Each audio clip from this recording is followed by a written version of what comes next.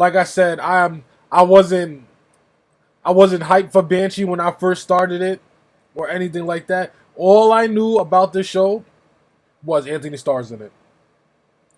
So I clicked it and said, okay, let's see what this is about.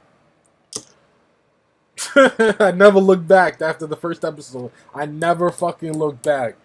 It just went from episode to episode to episode to episode. My only disappointment is what's going on, guys. Welcome back to the channel. If you're new, welcome. I just ran across Maddox Pineapple video on why I should watch Banshee. I just watched this show all 4 seasons. Like I just finished like yesterday, and this is like an amazing ass show. I went into this show blind, not knowing anything. The only thing I knew about this show is that Anthony Starr is the main character in this show. If you don't know who Anthony Starr is the actor for Homelander. He's the one who portrays Homelander. And yeah, before he did The Boys, he worked on a show called Banshee that went on for 4 seasons. I think it was from 2013 to 2016 or 17, something like that. And man, was that show so good. It was like a high-octane thriller action, cop, Indians, gangs, drug, everything, bro. Oh my god, it's just so good. So good. I watched the first episode not expecting to like the show, and it hooked me right in. So, let's see what Manic Pineapple has to say about Banshee. I'm expecting good things, because I was already 5 minutes into the video, and I'm like, wait a minute, this video he made is so good, I need to share it with y'all. You guys also need to know why you should watch Banshee, because I recommend Banshee to any and everybody who hasn't watched it. If you've seen The Boys and you haven't watched Banshee, go watch Banshee. If you just haven't watched Banshee, go watch Banshee. If you like Anthony Starr, go watch Banshee. I'm telling you, the show is really fucking good. Between the action and the drama and the suspense and the plot, so it gets really good in season 3. And they got some characters you can root for, you can hate for. This show is like really good and well put together. I'm not gonna lie. For a show that came out in 2013, well, I shouldn't say that because I love The Sopranos, and The Sopranos started in 1998. So, Banshee is a really good freaking show. I'm not gonna lie. But let's get into why you should watch Banshee.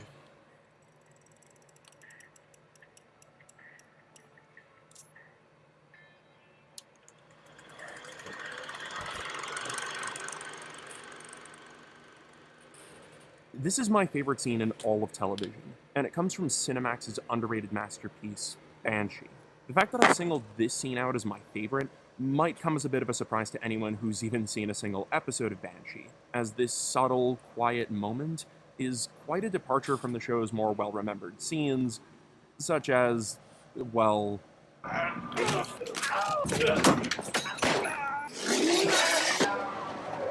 Yes. This show was crazy. Yes.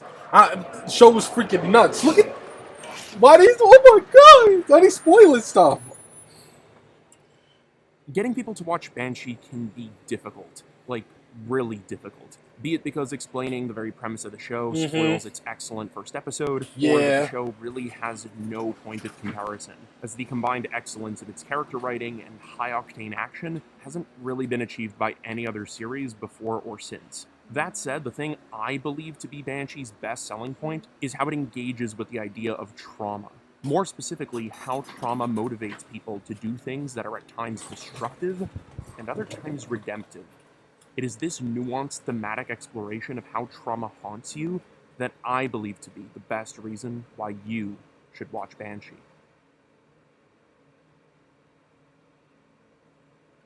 While I've done my best to ensure that this video is spoiler-free, there are gonna be some light spoilers ahead. You've been warned. I feel that while the theme of being haunted by trauma is explored through many of the show's characters, the best examples can be found within Proctor, the former Amishman turned brutal gangster, Kurt, the ex-neo-Nazi turned police officer, and Hood, the show's protagonist who begins the story having just left prison. Hood's main goals on the show are to reignite his relationship with his ex-lover Anastasia and reclaim the diamond money that put him behind bars in the first place. He's been 15 years behind bars, just to let you know, 15 years. However, when he arrives in the small town of Banshee, he's found that his lover has moved on and started a new family. And what's worse, the diamonds that he sacrificed so much of his life for in prison were actually fake. Every future action performed by Hood for the duration of the series, be it good or bad, is done to validate the pain that he experienced in prison, and to make sure that it wasn't all for nothing. The series uses numerous flashbacks to let the viewer understand that Hood constantly carries the weight of his awful experiences from back in prison, in which he survived threats of sexual assault, threats to his life, and was made to endure a perpetual state of loop torture from the man who he tried to rob. Despite the fact that he doesn't have to endure such brutality in the present, Hood's traumatic pain is only worsened by the daily reminders of what he missed out on during his time locked up. Hood attempts to latch onto whatever he can to try preserving the imagined reality that he constructed while in prison, and in doing so frequently causes those around him a great deal of pain, even though the harm is oftentimes delivered inadvertently through risky behavior. Without going too deep into spoilers, I can say that the best examples of whom include Anastasia, Siobhan, and Job. What I find truly breathtaking about Banshee is the degree of nuance that it has in showing both the detrimental impacts of trauma through negative decision-making, but also the positives as well, particularly how one can grow from pain. In his fight with Sanchez, who is an experienced MMA fighter, Hood is If you haven't seen this show, this is probably one of like the main scenes you probably seen like online on Twitter. Because this, I ain't gonna lie, this was the most popular scene that I've seen like from the show. Before I even seen the show, I've seen this clip, and that's how you know this clip is popular. Because I knew nothing about the show, and I just seen this clip, this random clip on social media. But let me keep going. completely and totally outmatched. At his lowest point, Hood's mind warps him back to his altercations with the albino, a massive antagonist who repeatedly brutalized him during his time in prison. From that point on in the fight, Hood is able to harken back to a time in which he was capable of defeating an opponent who was much stronger than him, and starts actually overpowering the MMA fighter. To finish the fight, Hood ultimately throws out his killer elbow block, which is the same move that was used by the albino to defeat him in one of their own prison fights. This fight with Sanchez is a practical display of trauma being something that can actually be useful, as the reminders of the times that you've been hurt in the past can help you avoid being hurt in the same way again. Personal trauma providing an edge in combat isn't exclusive to the Hood-Sanchez fight either. The Nola vs. Burton fight similarly illustrates that the traumatic experiences that characters lived through in the past allow them to tough out extreme situations. Now, I'm not gonna lie, this fight was fucking crazy. This fight was insane. I know you're gonna hear me say that for like every scene or every fight that comes up, but this was one of the more insane, crazier fights. Because these two characters in particular, Burton and Nola, they get right. They really know how to fight. The choreography with this fight was top notch. It was like a standout. I was like, what? It was like really crazy. That qualify as borderline absurd. By the way, now is a great time to note that many of the action sequences in Banshee are not only expertly choreographed, but are often shot in extensive long takes, fully utilizing the environments to make for some of the most memorable fight scenes ever put to screen. These action sequences that I went over are but a few of the times throughout the show in which characters do not merely thrive in spite of their traumatic experiences, but to a degree because of them. That said, this potentially positive effect of trauma could not be further than what Kai Proctor experiences.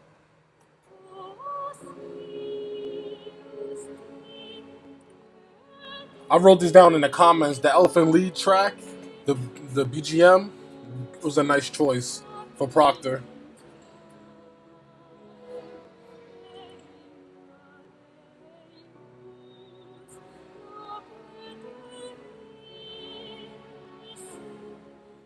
What makes Proctor such a presence on Banshee is not only the sheer force of will that he exerts through his conviction, but also the tragic circumstances from which those conditions stem.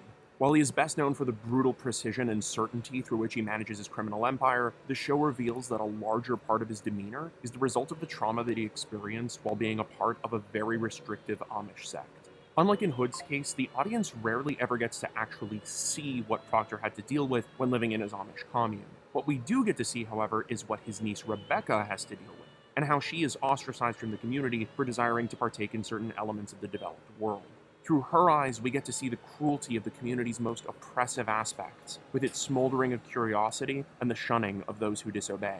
That said, Proctor, like Rebecca, can't help but hold on to some parts of his Amish heritage. This is best illustrated through this shot that captures the clashing duality of Rebecca's more progressive identity versus her more Amish identity, with her undergarments symbolizing the former and her traditional Amish headwear reflective of the latter.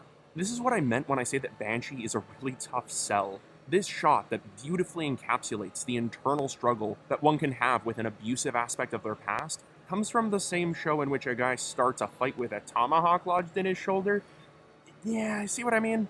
While one might assume that leaving behind such an oppressive community is an easy choice, the show lets you understand that doing so isn't quite so simple, and presents the decision as providing many sentiments of abandonment, along with never really developing a unified self-identity. While we spend most of our time learning about the Amish community through Rebecca's perspective, we're still given a few direct indicators as to what events transpired that led to Proctor's eventual turn to darkness. We eventually learn that Proctor, similar to Rebecca, was shunned at a young age, because he stood up to some thugs who were using the passivity of the Amish to their advantage.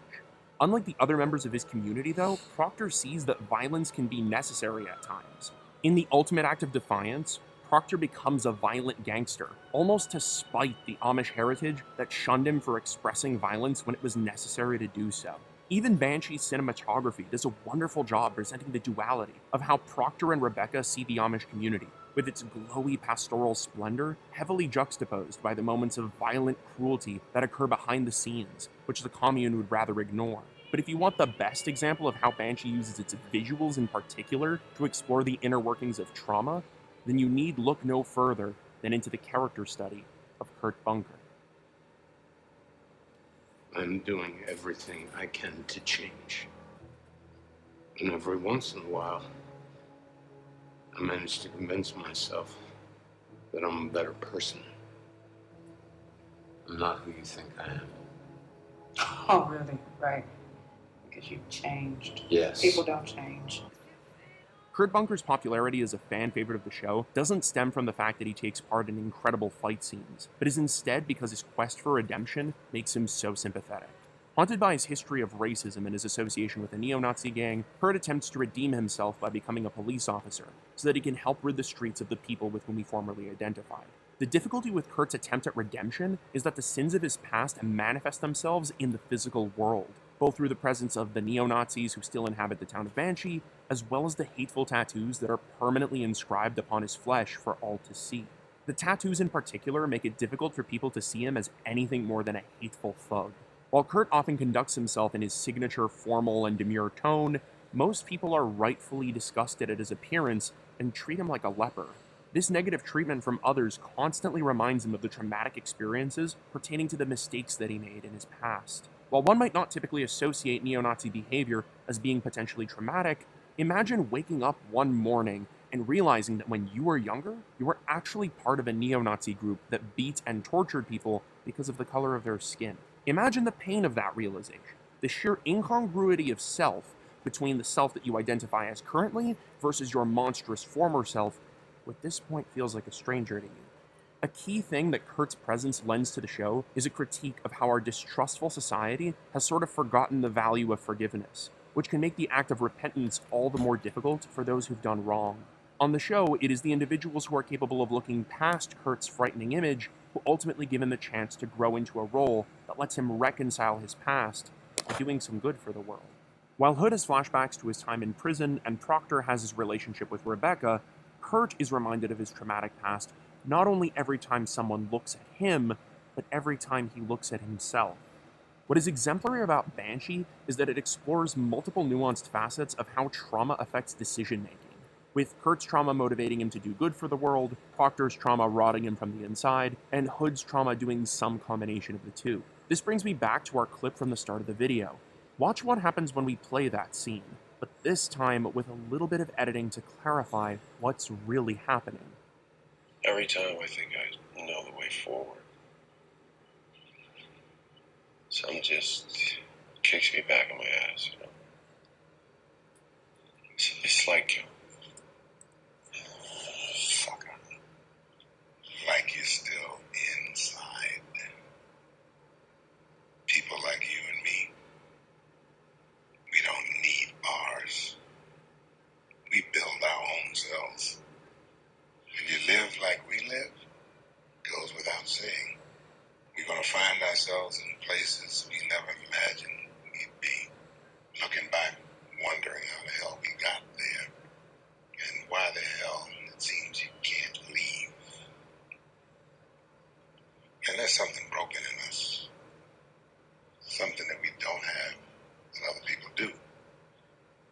lets them settle down, find peace, and dream of a better life.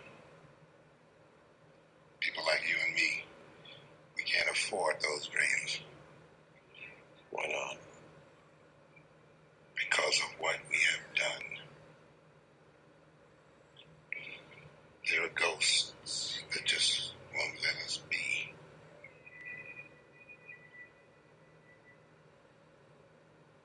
It is at this moment that you as the viewer are meant to realize that even though the love of his life is right in front of him, Hood may as well be back in prison, worlds apart from that which would make him happy. What the show does best is reveal that while trauma may always influence you, only you can decide whether that's for better or for worse. Regardless, for those who experience it, deep trauma is a loud, omnipresent reminder of the past, a ghost that never relents and never allows you to forget. Through these characters, I was reminded that trauma haunts the mind not with the subtle moan of a wisp, but with the piercing wail of a banshee. That was really good. But just please all just check out the Maniac Pineapple. Manic? The Manic Pineapple. Please check them out. This video was fantastic.